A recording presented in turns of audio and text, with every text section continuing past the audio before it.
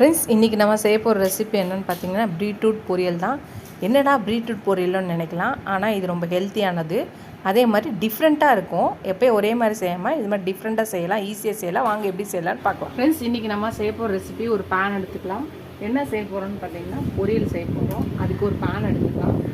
கடாயில் கொஞ்சமாக எண்ணெய் ஊற்றிக்கலாம். எண்ணெய் காஞ்சிடுச்சு. கடுகு, உளுந்து, சீரகம், கடலைப்பருப்பு எல்லாம் ஒரு கால் ஸ்பூன் போட்டுக்கலாம்.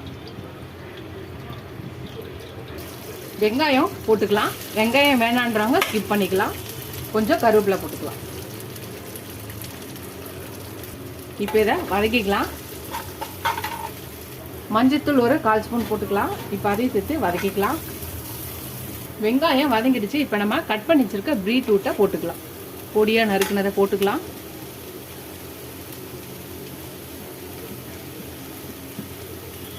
இப்போ இதையும் சேர்த்து நல்லா மிக்ஸ் பண்ணிக்கலாம். இதுக்கு தேவையான அளவான உப்பு போட்டுக்கலாம். ஒரு 1/2 ஸ்பூனுக்கு கம்மியாக போட்டுக்கலாம். இதையும் சேர்த்து நல்லா மிக்ஸ் பண்ணிக்கலாம். இப்போ தண்ணி ஊற்றிக்கலாம். 1 கிளாஸ்லேருந்து 1.5 கிளாஸ் தண்ணி ஊற்றிட்டு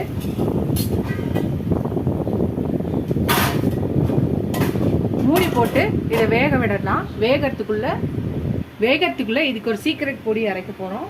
அது என்னன்னு பார்த்துடலாம். 2 காஞ்ச மிளகாய் போட்டுக்கலாம்.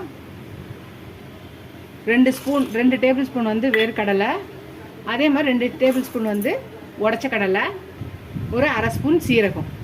இப்போ இது எல்லாத்தையும் நல்லா பொடி பண்ணி எடுத்துகிட்டு வந்துடலாம். தூள் பண்ணி, தண்ணி ஊற்றக்கூடாது, வெறும் தூள் பண்ணி எடுத்து வந்துடலாம். நம்மளோட சீக்ரெட் பொடி ரெடி ஆகிடுச்சு. நம்மளோட பீட்ரூட்டும் வெந்துடுச்சு. இப்போ இதை கலந்துக்கலாம். இது கலந்துட்டு இப்போ இந்த சீக்ரெட் பொடியை போட்டுடலாம். போட்டுட்டு நல்லா மிக்ஸ் பண்ணிவிட்டு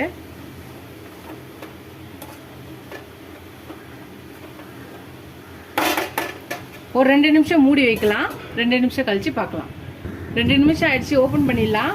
இப்போ தேங்காய் துருவல் துருவி வச்சுருக்கேன். இப்போ அதையும் போட்டுக்கலாம். இதையும் போட்டு திருப்பியும் மூடி ஒரு 2 நிமிஷம் வைக்கலாம். 2 நிமிஷம் ஆகட்டும். 2 நிமிஷம் ஆயிடுச்சு. ஓப்பன் பண்ணிடலாம். ஓப்பன் பண்ணிவிட்டு இப்போ இதை கிளறி விடலாம்.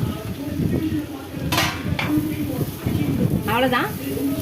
ஒரு டிஃப்ரெண்ட்டாக பீட்ரூட் பொரியல். ரொம்ப ஹெல்த்தியானது பீட்ரூட்டு.